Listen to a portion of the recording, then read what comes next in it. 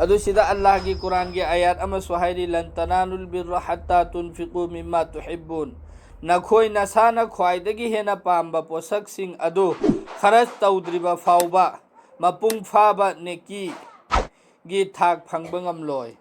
ꯑꯩꯈꯣꯏꯅ ꯃꯤꯉꯣꯟꯗ ꯄꯤꯔꯕꯁꯨ ꯀꯔꯤꯒꯨꯝꯕ ꯄꯣꯠ ꯑꯃ ꯑꯩꯅ ꯃꯤꯉꯣꯟꯗ ꯄꯤꯒꯦꯅ ꯈꯜꯂꯦꯕ, ꯑꯗꯣ ꯑꯩꯅ ꯈ꯭ꯋꯥꯏꯗꯒꯤ ꯄꯥꯝꯕ ꯄꯣꯠꯇꯣ ꯑꯗꯨꯒꯤꯗꯨ ꯃꯤꯉꯣꯟꯗ ꯄꯤꯌꯨ ꯁꯤꯅꯤ ꯍꯥꯏꯕꯁꯦ. ꯑꯗꯣ ꯑꯩꯈꯣꯏꯒꯤ ꯑꯣꯟ ꯇꯩꯅꯕꯅ ꯀꯔꯤꯅꯣ? ꯑꯩꯈꯣꯏꯅ ꯈ꯭ꯋꯥꯏꯗꯒꯤ ꯄꯥꯝꯗ꯭ꯔꯕ, ꯆꯥꯅꯤꯡꯗ꯭ꯔꯕ, ꯁꯤꯖꯤꯟꯅꯅꯤꯡꯗ꯭ꯔꯕ ꯄꯣꯠꯇꯣ ꯑꯗꯨꯗꯨꯅꯦꯕ ꯑꯩꯈꯣꯏꯅ ꯃꯤꯉꯣꯟꯗ ꯄꯤꯊꯣꯛꯏꯁꯤꯗꯤ. ꯑꯁ ꯃꯁꯤꯒꯤꯁꯤ ꯑꯃ ꯂꯦꯝꯗꯅ ꯂꯩꯔꯦ, ꯁꯤꯖꯤꯟꯅꯕ ꯌꯥꯗ꯭ꯔꯦ, ꯃꯁꯤ ꯃꯤꯉꯣꯟꯗ ꯄꯤꯊꯣꯛꯈ꯭ꯔꯁꯦꯅ ꯄꯤꯊꯣꯛꯑꯦꯕ. ꯑꯗꯨ ꯅꯠꯇꯦꯕ ꯍꯥꯏꯔꯤꯁꯤꯗꯤ. ꯀꯨꯔꯥꯟꯗ ꯍꯥꯏꯔꯤꯁꯤ ꯅꯈꯣꯏꯅ ꯈ꯭ꯋꯥꯏꯗꯒꯤ ꯍꯦꯟꯅ ꯄꯥꯝꯕ ꯄꯣꯠꯇꯣ ꯑꯗꯨ ꯃꯤꯉꯣꯟꯗ ꯄꯤꯍꯧꯁꯤꯅꯤ. ꯑꯗꯨ ꯃꯤꯉꯣꯟꯗ ꯄꯤꯊꯣꯛꯈꯤꯕꯒꯤ ꯀꯥꯟꯅꯕꯁꯤꯅ ꯀꯔꯤꯅꯣ ꯍꯥꯏꯕ ꯀꯥꯟꯗ, ꯃꯥꯜ ꯍꯥꯏꯔꯤꯕ ꯄꯣꯠꯁꯤꯗꯤ ꯑꯩꯒꯤ ꯂꯥꯏꯕꯛꯇ ꯇꯝꯕꯒꯤ ꯃꯇꯨꯡ ꯏꯟꯅ ꯑꯩꯉꯣꯟꯗ ꯂꯦꯡꯗꯅ ꯃꯇꯝ ꯈꯨꯗꯤꯡꯃꯛꯇ ꯂꯩꯇꯦꯕ. ꯀꯅꯥꯒꯨꯝꯕ ꯀꯔꯤꯒꯨꯝꯕ ꯃꯇꯝꯗ ꯏꯅꯥ ꯃꯌꯥꯝ ꯑꯃ ꯈꯨꯜꯂꯝꯃꯤ, ꯀꯔꯤꯒꯨꯝꯕ ꯃꯇꯝꯗ ꯐꯠ ꯍꯦꯛꯇ ꯂꯥꯏꯔꯔꯛꯏ. ꯂꯥꯏꯔꯔꯝꯕ ꯃꯤꯁꯨ ꯍꯦꯛꯇ ꯏꯅꯥ ꯈꯨꯜꯂꯛꯏ. ꯃꯥꯜ ꯍꯥꯏꯕ ꯄꯣꯠꯁꯤꯗꯤ ꯂꯦꯡꯗꯅ ꯂꯩꯕ ꯄꯣꯠ ꯅꯠꯇꯦ, ꯂꯩꯔꯝꯃꯤ ꯆꯠꯈꯤ ꯑꯗꯨꯅꯦꯕ. ꯑꯗꯨꯗ ꯍꯥꯏꯔꯤꯁꯤ ꯃꯥꯜꯁꯤ ꯄꯣꯠꯁꯛ ꯃꯈꯜ ꯑꯍꯨꯝ ꯊꯣꯛꯏ. ꯑꯃꯅ ꯀꯔꯤꯅꯣ ꯍꯥꯏꯕ ꯃꯇꯝꯗ ꯑꯩꯉꯣꯟꯗ ꯂꯩꯔꯝꯃꯤ ꯃꯥꯜꯁꯤ ꯑꯩꯒꯤ ꯂꯥꯏꯕꯛꯇ ꯇꯝꯕꯒꯤ ꯃꯇꯨꯡ ꯏꯟꯅ ꯑꯩꯉꯣꯟꯗꯒꯤ ꯑꯃꯨꯛ ꯆꯠꯈ꯭ꯔꯅꯤ. ꯂꯩꯔꯦꯅ ꯑꯩꯅꯗꯤ ꯑꯩꯒꯤꯅꯦꯅ ꯄꯥꯏꯍꯧꯔꯝꯕꯅꯦꯕ. ꯑꯗꯣ ꯑꯩꯅ ꯄꯥꯏꯔꯤꯉꯩ ꯃꯇꯝꯗꯨꯗ ꯑꯜꯂꯥꯍꯒꯤ ꯂꯝꯕꯤꯗ ꯈꯔꯆ ꯇꯧꯊꯣꯛꯍꯧꯕ ꯇꯥꯔꯒꯗꯤ ꯍꯌꯦꯡ ꯀꯌꯥꯃꯠꯀꯤ ꯅꯨꯃꯤꯠꯇ ꯑꯗꯨꯒꯤ ꯄꯣꯠꯇꯨꯒꯤ ꯀꯥꯟꯅꯕ ꯑꯩꯉꯣꯟꯗ ꯐꯪꯉꯨꯔꯅꯦꯕ. ꯑꯩꯅ ꯄꯥꯏꯁꯤꯜꯂꯒ ꯑꯗꯨꯒꯤ ꯄꯣꯠꯇꯣ ꯈꯔꯆ ꯇꯧꯊꯣꯛꯍꯧꯗ꯭ꯔꯦ, ꯑꯗꯨ ꯑꯣꯏꯕ ꯇꯥꯔꯒꯗꯤ ꯑꯩꯒꯤ ꯂꯥꯏꯕꯛꯇ ꯇꯝꯕꯒꯤ ꯃꯇꯨꯡ ꯏꯟꯅ ꯑꯩꯉꯣꯟꯗꯒꯤ ꯆꯠꯈ꯭ꯔꯅꯤ. ꯑꯩꯅ ꯁꯤꯖꯤꯟꯅꯍꯧꯗ꯭ꯔꯦꯕ, ꯑꯩꯅ ꯃꯤꯉꯣꯟꯗ ꯁꯗꯀꯥ ꯇꯧꯍꯧꯗ꯭ꯔꯦ, ꯃꯤꯉꯣꯟꯗ ꯄꯤꯊꯣꯛꯍꯧꯗ꯭ರೆ. ꯑꯗꯨ ꯑꯣꯏꯔꯁꯨ ꯆꯠꯈꯤꯕꯒꯤ ꯃꯇꯨꯡ ꯏꯟꯅꯗꯤ ꯆꯠꯈ꯭ꯔꯅꯤ. ꯆꯠꯈꯤꯕ ꯀꯥꯟꯗ ꯑꯗꯨꯒꯤ ꯀꯥꯟꯅꯕꯗꯣ ꯑꯩꯉꯣꯟꯗ ꯐꯪꯍꯧꯔꯔꯣꯏꯕ. ꯑꯃꯅ ꯀꯔꯤꯅꯣ ꯍꯥꯏ ꯃꯇꯝꯗ ꯃꯥꯜꯁꯤ ꯑꯩꯅꯗꯤ ꯑꯩꯒꯤꯅꯦꯅ ꯇꯨꯡꯁꯤꯜꯂꯒ ꯊꯝꯃꯤꯑꯕ. ꯑꯩꯒꯤ ꯃꯣꯠ ꯃꯇꯝ ꯌꯧꯔꯛꯄ ꯃꯇꯝꯗ ꯑꯩꯗꯤ ꯁꯤꯈ꯭ꯔꯅꯦꯕ. ꯁꯤꯈ꯭ꯔ ꯃꯇꯨꯡꯗ ꯑꯣꯏꯍꯧꯒꯗꯧꯔꯤꯁꯤ ꯀꯅꯥꯒꯤꯅꯣ? ꯂꯤꯍꯧꯔꯤꯕ ꯃꯤꯁꯤꯡꯒꯤꯅꯦꯕ ꯑꯣꯏꯍꯧꯗꯧꯔꯤꯁꯦ. ꯑꯗꯣ ꯑꯩꯅ ꯇꯨꯡꯁꯤꯜꯂꯝꯃꯤꯕ ꯃꯥꯜꯗꯣ ꯑꯗꯨꯗꯣ ꯑꯩꯅ ꯃꯥꯜ ꯑꯗꯨ ꯇꯨꯡꯁꯤꯜꯂꯝꯃꯦꯅ ꯑꯩꯒꯤ ꯀꯕꯔꯗꯗꯤ ꯑꯗꯨꯅ ꯀꯥꯟꯅꯕ ꯐꯪꯉꯔꯣꯏꯕ. ꯑꯗꯨꯒ ꯑꯍꯨꯝ ꯁꯨꯕꯅ ꯀꯔꯤꯅꯣ? ꯑꯩꯒꯤꯗꯃꯛꯇ ꯈ꯭ꯋꯥꯏꯗꯒꯤ ꯑꯁꯦꯡꯕꯗꯤ ꯀꯔꯤꯅꯣ? ꯑꯩꯅ ꯄꯥꯏꯔꯤꯉꯩꯗ, ꯑꯩꯒꯤ ꯈꯨꯠꯇ ꯂꯩꯔꯤꯉꯩꯗ ꯑꯜꯂꯥꯍꯒꯤ ꯂꯝꯕꯤꯗ ꯑꯜꯂꯥꯍꯒꯤꯗꯃꯛꯇ ꯄꯤꯊꯣꯛꯍꯧꯔꯤꯕ, ꯀꯠꯊꯣꯛꯍꯧꯔꯤꯕꯁꯤꯡꯗꯣ ꯑꯗꯨꯁꯤꯡꯗꯨꯗꯤ ꯑꯗꯨꯒ ꯍꯨꯕꯍꯨ ꯆꯞ ꯃꯥꯟꯅꯅ ꯑꯗꯨꯗꯒꯤ ꯍꯦꯟꯒꯠ ꯊꯣꯏꯒꯠꯅ ꯂꯥꯏ ꯃꯅꯥꯛꯇ ꯑꯩ ꯐꯪꯉꯨꯒꯅꯦꯕ. ꯑꯗꯨꯅꯤ ꯍꯖꯔꯠ ꯑꯕꯨꯖꯔꯅ ꯍꯥꯏꯔꯤꯁꯤ ꯑꯩꯒꯤꯗꯃꯛꯇ ꯈ꯭ꯋꯥꯏꯗꯒꯤ ꯐꯕꯗꯤ ꯀꯕꯔꯒꯤ ꯑꯃꯝꯕꯗ ꯑꯩꯕꯨ ꯊꯥꯡꯊꯔꯛꯄ ꯃꯇꯝꯗ ꯑꯩꯒꯤ ꯃꯇꯦꯡ ꯑꯣꯏꯔꯛꯀꯗꯕ, ꯀꯌꯥꯃꯠꯀꯤ ꯅꯨꯃꯤꯠꯇ ꯑꯩꯉꯣꯟꯗ ꯀꯥꯟꯅꯔꯛꯀꯗꯕ ꯄꯣꯠꯇꯣ ꯑꯗꯨꯗꯨꯅꯤ ꯈ꯭ꯋꯥꯏꯗꯒꯤ ꯍꯦꯟꯅ ꯐꯕ ꯍꯥꯏꯔꯤꯁꯦꯅ. ꯉꯁꯥꯏꯒꯤ ꯎꯠ ꯑꯃ ꯂꯦꯜꯂꯁꯨ ꯍꯦꯛꯇ ꯌꯥꯕꯗꯣ, ꯑꯗꯨꯒꯤꯗꯨꯗ ꯈ꯭ꯋꯥꯏꯗꯒꯤ ꯐꯕꯗꯨ ꯂꯦꯟꯈꯤꯕ ꯇꯥꯔꯒꯗꯤ ꯈ꯭ꯋꯥꯏꯗꯒꯤ ꯐꯕꯗꯨ ꯍꯌꯦꯡ ꯀꯌꯥꯃꯠꯀꯤ ꯅꯨꯃꯤꯠꯇ ꯀꯕꯔꯗ ꯃꯥꯒꯤꯗꯃꯛꯇ ꯈ꯭ꯋꯥꯏꯗꯒꯤ ꯐꯕ ꯑꯣꯏꯅ ꯂꯥꯛꯑꯅꯦꯕ. ꯋꯥꯈꯟꯗꯨ ꯉꯁꯥꯏꯒꯤ ꯑꯃ ꯁꯥꯍꯥꯕꯤꯗꯨꯅ ꯈꯜꯂꯤꯗꯨꯅ ꯗꯨꯅꯤꯌꯥꯁꯤꯗꯗꯤ ꯃꯥ ꯍꯤꯡꯉꯤꯃꯤꯅ ꯃꯥꯒꯤ ꯀꯥꯟꯅꯅꯤꯡꯉꯥꯏꯒꯤ ꯈꯜꯂꯤꯃꯦꯕ. ꯑꯗꯣ ꯑꯃꯗꯨꯅ ꯈꯜꯂꯤꯁꯤꯅ ꯍꯌꯦꯡ ꯑꯥꯈꯤꯔꯠꯇ ꯀꯥꯟꯅꯅꯤꯡꯉꯥꯏꯒꯤ ꯈꯜꯂꯤꯃꯦꯕ. ꯑꯗꯨꯅ ꯑꯩꯈꯣꯏꯅ ꯈꯟꯒꯗꯕꯁꯤꯗꯤ ꯀꯔꯤꯅꯣ ꯍꯥꯏꯕ ꯃꯇꯝꯗ ꯑꯩꯈꯣꯏꯒꯤ ꯍꯌꯦꯡ ꯁꯤꯔꯕ ꯃꯇꯨꯡꯗ ꯑꯩꯒꯤ ꯀꯕꯔꯗ ꯀꯥꯟꯅꯔꯛꯀꯗꯕ, ꯀꯌꯥꯃꯠꯀꯤ ꯅꯨꯃꯤꯠꯇ ꯑꯩꯒꯤ ꯅꯦꯀꯤ ꯋꯥꯡꯈꯠꯍꯜꯂꯛꯀꯗꯕ, ꯑꯜꯂꯥꯍꯒꯤ ꯂꯝꯕꯦꯟꯗ ꯄꯤꯊꯣꯛꯍꯧꯔꯤꯕ ꯄꯣꯠꯁꯤꯡꯁꯤ, ꯑꯩꯅ ꯖꯤꯇꯅ ꯄꯤꯊꯣꯛꯍꯧꯔꯤꯕꯁꯤꯡꯁꯤ, ꯁꯤꯒꯤꯁꯤ ꯑꯜꯂꯥꯍꯅ ꯃꯥꯒꯤ ꯃꯅꯥꯛꯇ ꯁꯤ ꯌꯣꯛꯈꯠꯂꯒ ꯊꯝꯃꯦꯕ. ꯑꯩꯅ ꯂꯨꯄꯥ 10 ꯄꯤꯈ꯭ꯔꯦꯅꯦ, ꯂꯨꯄꯥ 10ꯁꯤ ꯌꯣꯛꯈꯠꯂꯒ ꯁꯨꯝ ꯌꯥꯝꯈꯠꯍꯜꯂꯦꯕ ꯑꯜꯂꯥꯍꯅ. ꯑꯗꯨ ꯌꯥꯝꯈꯠꯍꯜꯂꯒ ꯍꯌꯦꯡ ꯀꯌꯥꯃꯠꯀꯤ ꯅꯨꯃꯤꯠꯇ ꯃꯌꯥꯝ ꯑꯃ ꯑꯣꯏꯅ ꯑꯜꯂꯥꯍꯅ ꯄꯤꯔꯛꯀꯅꯦꯕ. ꯃꯇꯝꯗꯨꯗ ꯃꯤꯄꯨꯝ ꯈꯨꯗꯤꯡꯃꯛꯁꯤ ꯅꯕꯤ ꯐꯥꯎꯕ ꯅꯦꯀꯤ ꯑꯃꯃꯝꯒꯤꯗꯃꯛꯇ ꯆꯦꯟꯅꯔꯛꯀꯅꯤ ꯍꯥꯏꯔꯤꯕ ꯃꯇꯝꯗꯣ, ꯑꯗꯨꯒꯤꯗꯨꯗ ꯑꯩꯒꯤ ꯅꯦꯀꯤ ꯃꯌꯥꯝ ꯑꯃ ꯑꯣꯏꯒꯅꯦꯕ. ꯑꯗꯨꯗ ꯄꯤꯊꯣꯛꯄ ꯃꯇꯝꯗꯁꯨ ꯍꯥꯏꯔꯤꯁꯤ ꯀꯨꯔꯥꯟꯒꯤ ꯑꯥꯌꯥꯠꯀꯤ ꯃꯇꯨꯡ ꯏꯟꯅ ꯅꯈꯣꯏꯅ ꯅꯁꯥꯒꯤ ꯈ꯭ꯋꯥꯏꯗꯒꯤ ꯍꯦꯟꯅ ꯄꯥꯝꯕ ꯄꯣꯠꯁꯛꯁꯤꯡ ꯑꯗꯨ ꯈꯔꯆ ꯇꯧꯗ꯭ꯔꯤꯕ ꯐꯥꯎꯕ ꯑꯐꯕ ꯅꯦꯀꯤꯒꯤ ꯊꯥꯛ ꯌꯧꯕ ꯉꯝꯂꯣꯏ.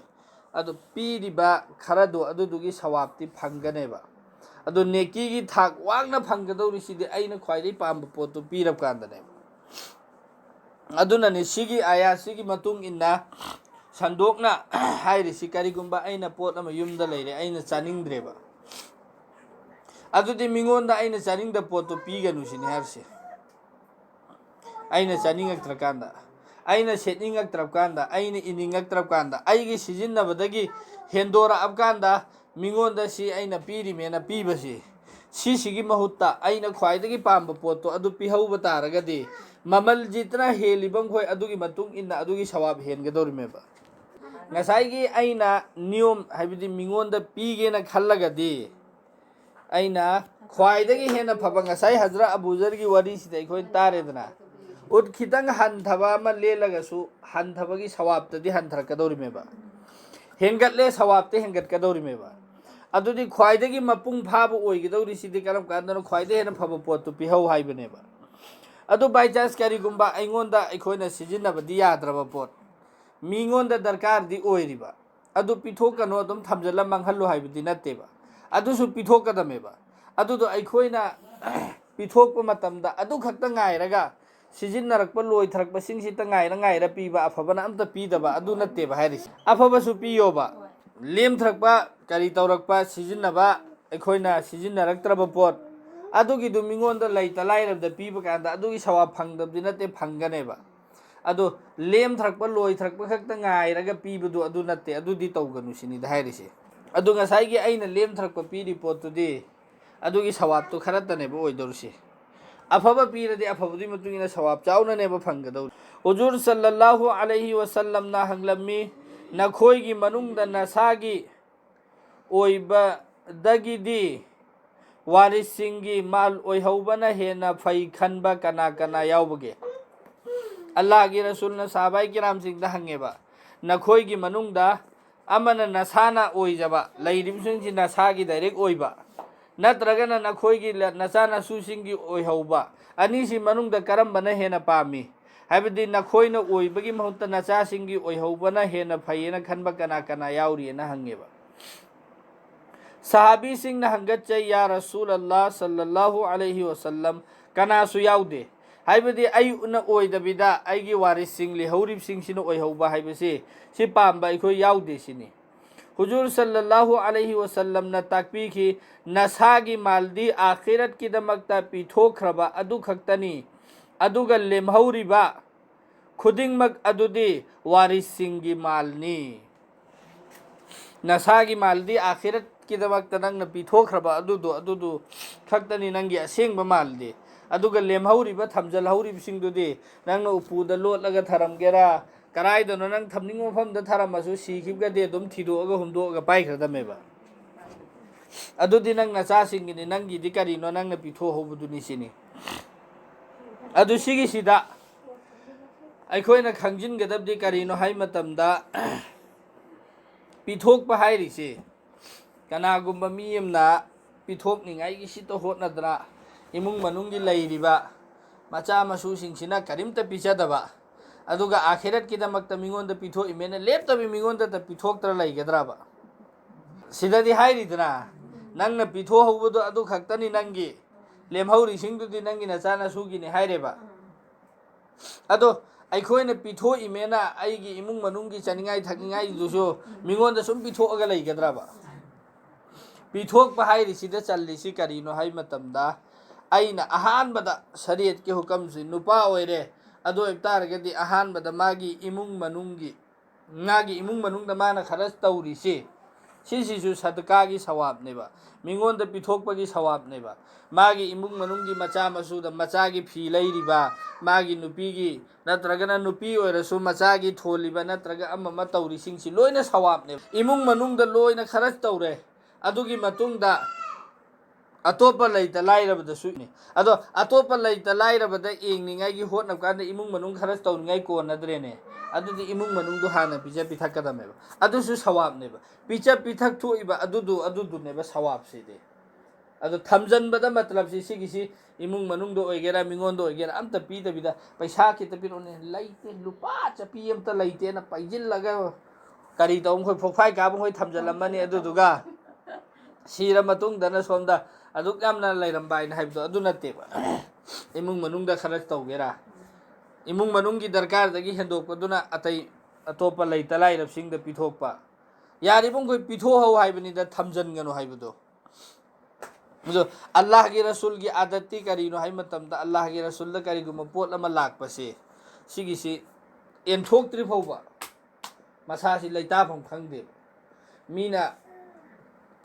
सदका ओइरो अम ओइरो मथंग अल्लाह रसूल पिरकप पोसे सिगिसि एंथो अमद्रि फौबा नुमदांग ओइरमदा पिरएदना एसागी मतम फौबा हाइरि पोसे मिंगोंद लोइन एंथो अमेबा एंथो खरा मतुंगदा इस अइ वाइसंगेना हाइबा ꯃꯔꯝꯗꯤ ꯑꯩꯅ ꯁꯤꯒꯤꯁꯤ ꯊꯝꯖꯜꯂꯒ ꯀꯩꯒꯨꯝꯕ ꯍꯌꯦꯡ ꯅꯣꯡꯉꯥꯜꯂꯛꯄꯗ ꯑꯩ ꯁꯤꯈꯤꯔꯝꯕ ꯇꯥꯔꯒꯗꯤ ꯀꯔꯤ ꯑꯣꯏꯒꯅꯤ ꯍꯥꯏꯕꯒꯤ ꯋꯥꯈꯟꯗꯨ ꯈꯜꯂꯦꯕ. ꯍꯔ ꯇꯨꯝꯕ ꯈꯨꯗꯤꯡꯃꯛꯇ ꯑꯩꯅ ꯉꯁꯤ ꯇꯨꯝꯃꯤꯁꯤ ꯑꯩꯒꯤ ꯑꯔꯣꯏꯕꯅꯦ ꯈꯜꯂꯒ ꯇꯨꯝꯃꯝꯃꯦꯕ ꯑꯜꯂꯥꯍꯒꯤ ꯔꯁꯨꯜ. ꯑꯗꯨꯅ ꯍꯌꯦꯡꯒꯤꯅ ꯍꯌꯦꯡꯒꯤ ꯊꯣꯛꯄ, ꯉꯁꯤꯒꯤꯁꯤꯗꯤ ꯑꯜꯂꯥꯍꯒꯤ ꯔꯁꯨꯜꯅ ꯇꯧꯔꯝꯃꯤꯕ ꯑꯥꯗꯠꯇꯤ ꯀꯔꯤꯅꯣ? ꯑꯦꯁꯥ ꯃꯇꯝꯗ ꯃꯤꯒꯤ ꯑꯁꯣꯝ ꯑꯇꯣꯞꯄ ꯃꯐꯝꯗꯩ ꯄꯣꯠ ꯂꯥꯛꯑꯦꯅꯦ, ꯑꯗꯨꯗꯤ ꯑꯜꯂꯥꯍꯒꯤ ꯔꯁꯨꯜꯅ ꯃꯁꯖꯤꯠꯇ ꯐꯝꯃꯒ ꯍꯥꯏꯔꯤ ꯄꯣꯠꯇꯨ ꯂꯣꯏꯅ ꯌꯦꯟꯊꯣꯛꯑꯝꯗ꯭ꯔꯤꯐꯥꯎ ꯃꯌꯨꯝ ꯆꯪꯗꯦꯕ. ꯂꯣꯏꯅ ꯃꯤꯉꯣꯟꯗ ꯂꯩꯇ ꯂꯥꯏꯔꯕꯁꯤꯡꯅ ꯌꯦꯟꯊꯣꯛꯑꯝꯃꯒ ꯆꯪꯉꯦꯕ. ꯑꯗꯨꯃꯥꯏꯅ ꯇꯧꯗꯅ ꯍꯖꯔꯠ ꯑꯥꯏꯁꯥꯒꯤ ꯑꯥꯗꯠ, ꯑꯗꯨꯃꯥꯏꯅ ꯂꯣꯏꯅꯃꯛ ꯃꯈꯣꯏꯒꯤꯗꯤ ꯑꯥꯗꯠ ꯑꯣꯏꯔꯝꯃꯦꯕ. ꯑꯗꯣ ꯑꯩꯈꯣꯏꯗꯤ ꯏꯃꯥꯟ ꯁꯤ ꯁꯣꯟꯕꯅꯤꯅ ꯃꯗꯨꯃꯛ ꯉꯝꯗꯕ ꯇꯥꯔꯒꯁꯨ ꯍꯥꯏꯔꯤ ꯄꯣꯠꯇꯨ ꯍꯌꯦꯡꯒꯤ ꯆꯠꯅꯤꯡꯉꯥꯏ ꯊꯛꯅꯤꯡꯉꯥꯏ ꯂꯣꯏꯅ ꯀꯔꯤꯗ ꯂꯩꯕ ꯆꯦꯡꯐꯨꯗ ꯂꯩꯕ ꯆꯦꯡꯗꯒꯤ ꯆꯤꯡꯅ ꯂꯣꯏꯅ ꯄꯨꯊꯣꯛꯑꯒ ꯂꯩꯇ ꯂꯥꯏꯔꯕꯈꯣꯏꯗ ꯁꯦꯅ ꯑꯦꯟꯊꯣꯛꯑꯝꯃꯒ ꯇꯨꯝꯈ꯭ꯔꯦ. ꯑꯗꯨꯒ ꯍꯌꯦꯡ ꯍꯧꯒꯠꯂꯛ ꯀꯥꯟꯗꯅ ꯑꯁ ꯑꯩꯕꯨ ꯀꯔꯤ ꯅꯨꯡꯗ ꯑꯦꯜꯂꯨꯔꯤꯃꯣ, ꯁꯤꯁꯨ ꯁꯤꯔꯝꯗ꯭ꯔꯦ ꯀꯔꯤ ꯆꯥꯔꯤ ꯍꯧꯖꯤꯛꯇꯦꯅ ꯈꯜꯂꯛꯀꯗꯕ ꯑꯩꯈꯣꯏꯗꯗꯤ ꯑꯗꯨꯃꯛ ꯇꯧꯗ꯭ꯔꯒꯁꯨ ꯍꯦꯟꯖꯟꯅ ꯏꯁ꯭ꯔꯥꯐ ꯇꯧꯒꯅꯨ ꯍꯥꯏꯕꯅꯦꯕ. मागी ईमानदुगी दर्जादुगी मतुंग इन्ननिको हारिसे अल्लाह की रसूल खोदी हयेंग नोंगालकपकांदसु अल्लाह दा तवक्कुल थम्मेबा थाजब थम्मेबा या अल्लाह नहाकना पिजारदि चानी नहाकना पिजादरदि आई चारोय अदुगी थाजबदुई मतुंग इन्ना अल्लाह ना कहीदि इंतजाम तौरएबा अखोइसु अदुगी दर्जादु यौना थाजब ngamba ओरगदि तौबा याइबा अमलदो अदुबो अखोइदि करी नुंग एलुरिमो अइबो ngasi अइना ngasai पिग्रिसिंग दो हल्ला लौरुसिरा इन खलकदबो ओरदि अदुमक्ति तौगनु सिनि हारसि अइगी सिजिन्नबदगी अहेनबा अदुगा खर तुंगथरगा ओइरसु नत्रगा किसी भी तरह अइना अल्लाह की लंबी दे पिथो हौरिबम खोय अदु अइगी असेंगबा मालने वअमुर अहलक बिस्सलाति वस्तबिर अलैहा ला नसअलुका रिज़्क़ा नहनु नरज़ुकुका वल आक़िबतु लिल मुत्तक़ीन नंगी इमुंग मनुंगी मीसिंगदा नमाज़गी हुकम तौबियो अदुगा नसामक्सु मदुदा चेक्सिन्ना अमल तौबियो अल्लाह की हुकम ने उजिक सोन ग्रेसी कुरान की आयत ने अल्लाह ने हारिसि नंगी इमुंग मनुंगी मीसिंगदा नमाज़गी हुकम तौबियो अदुगा नसामक्सु मदुदा चेक्सिन्ना अमल तौबियो अइना नहाकपु चिंजाक तालहनबा पामदे चिंजाकती अइना पीगनी अमसुंग अफबा फलदे अल्लाहबु कीबसिंगिदमक्तनी हजरत अस्माना हायबा अइना हुजूर सल्लल्लाहु अलैहि वसल्लम दगी तहवी मदुदी कयामत की नुमित्ता मियोइबा खुदिंगमक मफम मफमदा पुल्लगनी मतम अदुदा फरिस्ता सिंगना लाउथोरकपा खोंजेल खुदिंगमक मी पुमनमकना तागनी फरिस्ता सिंगना लाउथोरकपसे एलान तौरकपसे मी पुम खुदिंगमकना तागनेबा कयामत की नुमित्ता मतम अदुदा लाउथोरकनी अवाबा अमसुंग नुंगाइबा हालत खुदिंगमक्ता अल्लाह की मगुन थागतलंबा मियोइसिंग कदाइदा लई अवाबा अमसुंग नुंगाइबा हालत अनीमक्ता अल्लाह की मगुन थागतलंबा मियोइसिंग दु कदाइदा लई मसी तारगा कांगलुप अमा लेपखलकनी मखोइसिंग अदु हंगबा थीबा अमता तौदना जन्नत चंग्रगनी अवाबदसु नुंगाइबदसु अवाबदा अवाबा नुंगाइबा हारिसि अल्लाह ना दुनियादा इंसान मियोइबा असि थारकपा मतमदा मखोइगी निंगबु खुदिंगमक लोइना थुंगहल्लगदि अमता थारकतेबा अखोइना नुंगाइरेना उरिबा मीदो अदुदुसु अखोइना नकना चंगगा हंगुकाना मागी अवाटपा लाखो लेरमगनेबा अखोइना वारेना खल्लगा थम्मि मीदुसु मागी नुंगाइबगी जरिया वखन नुंगाइनिंगाइ जरिया अमदे अल्लाहना पिरमगनेबा अदुना अखोइना पोसी खितंग लापना उबकांदा फजन उबगी वानेबा नक्चनबा कांददि मिपुम खुदिंगमक्ता मागी हालातुगी मतुंग इन्ना अवाबदि लोइनमक लैगनेबा अवाबा अमा फोबा लैतबा हाइरगदि सिरबा मतुंगदा करिगुंबा अखोइगी अफबा अमलना नत्रगा अल्लाहना नुंसीबिरगा अखोइबु जन्नत चंगहनबिरबा अदुगी मतमदुदा अवाबा अमा फोबा लैररोयबा अदु नत्रफौदि दुनियादा लैरगदि अइसी करोड़ चामगी मपू ओइरसु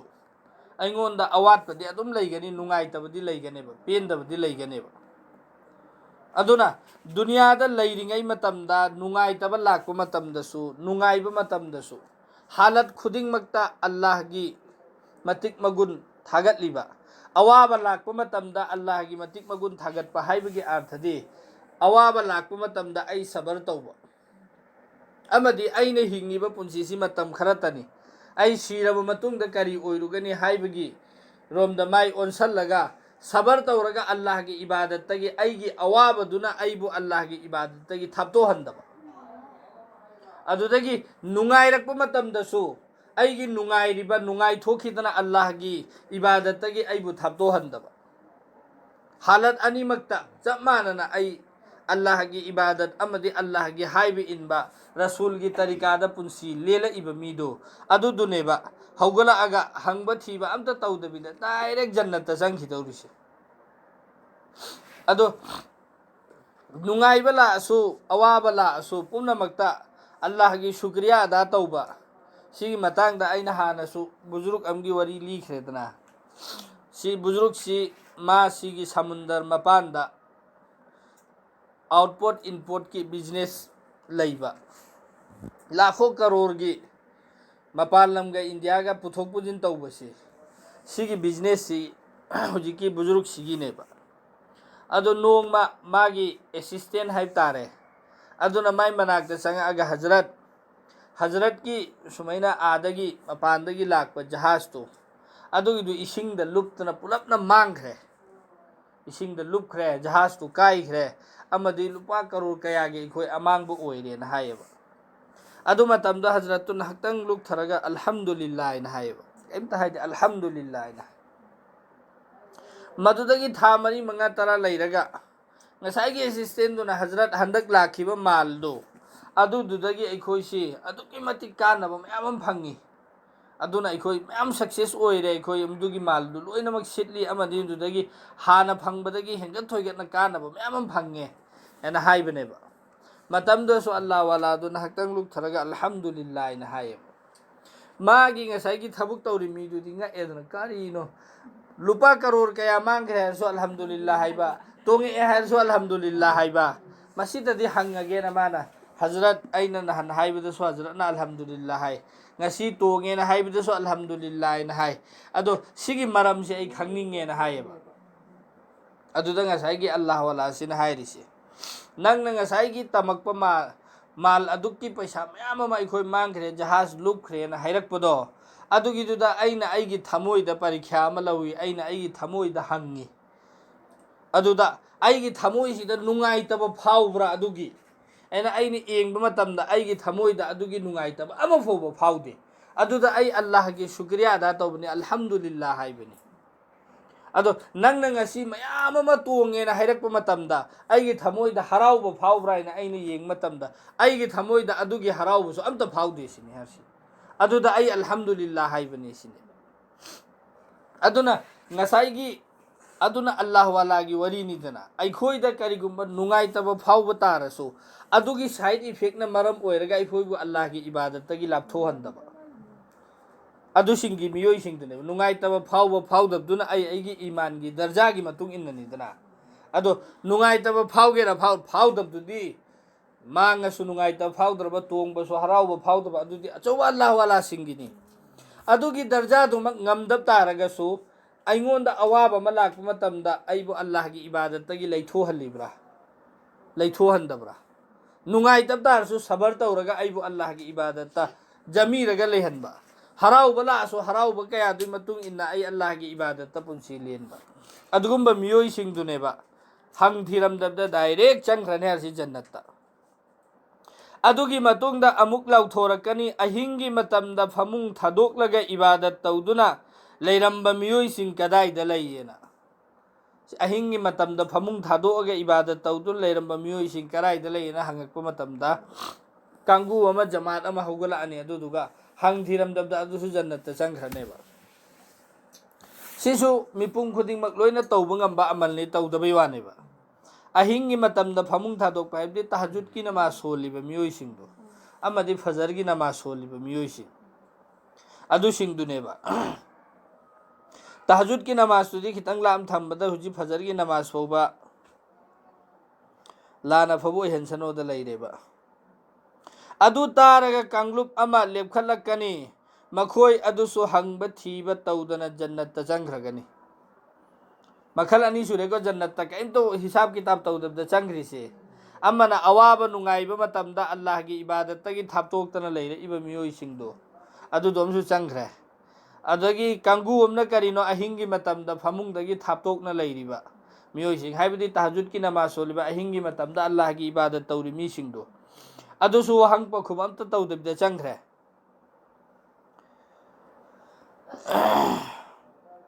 ꯑꯃꯨꯛ ꯍꯟꯅ ꯂꯥꯎꯊꯣꯔꯛꯀꯅꯤ ꯂꯩꯕ ꯌꯣꯟꯕꯒꯤ ꯊꯕꯛ ꯀꯔꯕꯥꯔꯅ ꯑꯜꯂꯥꯍꯒꯤ ꯖꯤꯀꯔꯗꯒꯤ ꯊꯥꯞꯇꯣꯛꯍꯟꯈꯤꯗ꯭ꯔꯤꯕ ꯃꯤꯑꯣꯏꯁꯤꯡ ꯀꯗꯥꯏꯗ ꯂꯩ ꯑꯗꯨ ꯇꯥꯔꯒ ꯑꯃꯨꯛ ꯖमात ꯑꯃ ꯂꯦꯞꯈꯠꯂꯛꯀꯅꯤ ꯃꯈꯣꯏꯁꯤꯡ ꯑꯗꯨꯁꯨ ꯖन्नꯠꯇ ꯆꯪꯈ꯭ꯔꯒꯅꯤ ꯂꯩꯕ ꯌꯣꯟꯕꯅ ꯀꯔꯕꯥꯔꯅ दुकान फम्मी नत्रगना एनी भी जो भी कारबार तौरीबसिना नमाज मतमदा नत्रगा अल्लाह की इबादत की मतम सिगिसिदा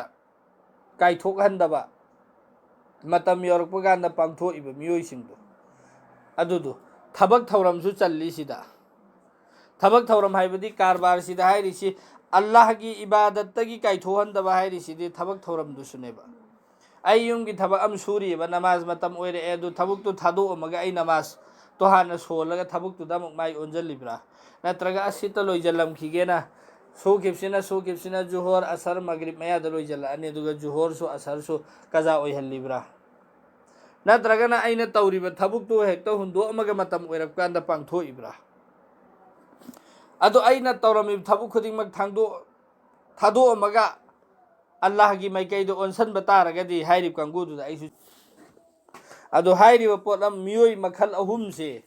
सिगिसिदा अमद नत्रा अमद दे खोइसु चलहन्निङै होत